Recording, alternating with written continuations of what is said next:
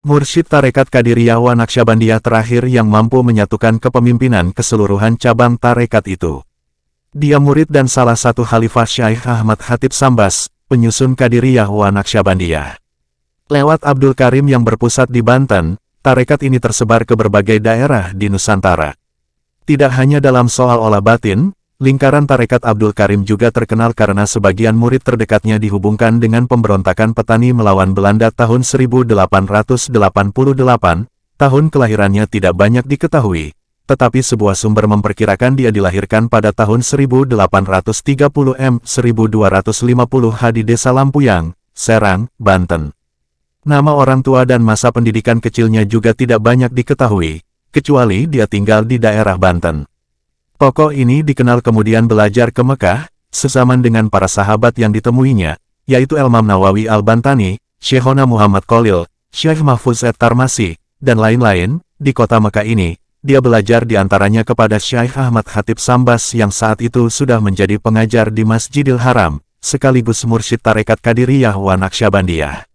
Dari bimbingan Ahmad Khatib Sambas ini, Abdul Karim mumpuni di bidang ilmu tasawuf, dan diangkat sebagai salah satu khalifahnya. Selain Abdul Karim, Ahmad Khatib juga dikenal mengangkat beberapa khalifah untuk menyebarkan tarekatnya ke Nusantara, yaitu Syekh Yolhah Cirebon dan Syekh Ahmad Hasbullah Al-Maduri yang tinggal di Mekah.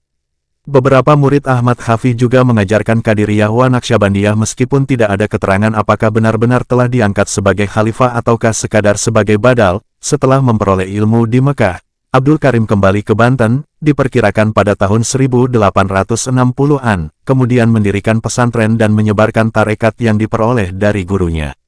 Nama pesantrennya, sayang tidak diketahui, kecuali hanya informasi bahwa pesantren ini berkembang dan murid-murid tersebar di berbagai pelosok Banten dan daerah lain. Di antara murid-muridnya adalah Tubagus Muhammad Falak Pandeglang.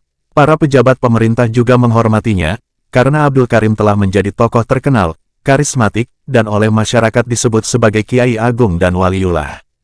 Pada saat dia tinggal di Banten ini, kondisi sosial masyarakat tengah terhimpit oleh pemerintah kolonial, utamanya di kalangan petani. Semangat melakukan perlawanan telah muncul lama di kalangan masyarakat, hingga sebagian murid-murid dan tokoh-tokoh di Banten ingin melakukan pemberontakan kepada pemerintah kolonial. Sebagai tokoh karismatik, dia selalu dimintai restu oleh tokoh-tokoh Banten, baik pejabat pemerintah maupun para pemimpin perancang pemberontakan.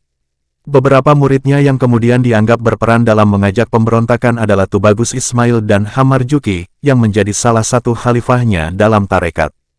Hanya saja, sebelum pemberontakan benar-benar pecah di Banten tahun 1888, Abdul Karim pergi ke Mekah, diperkirakan terjadi pada tahun 1876, setahun setelah meninggalnya Ahmad Khatib Sambas.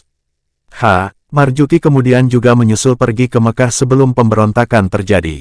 Di Mekah, Abdul Karim semakin dipandang sebagai khalifah yang ditaati oleh para khalifah yang telah diangkat Ahmad Khatib. Sampai akhir hayatnya, dia tinggal di Mekah dan memimpin tarekat ini, tetapi angka tahunnya tidak diketahui pasti. Sepeninggal Abdul Karim, tarekat Qadiriyah wa Naqsyabandiyah tidak memiliki pemimpin tunggal yang ditaati oleh seluruh anggota dan hanya menjadi kelompok tarekat dengan kepemimpinan lokal, meskipun memiliki pengikut yang sangat besar.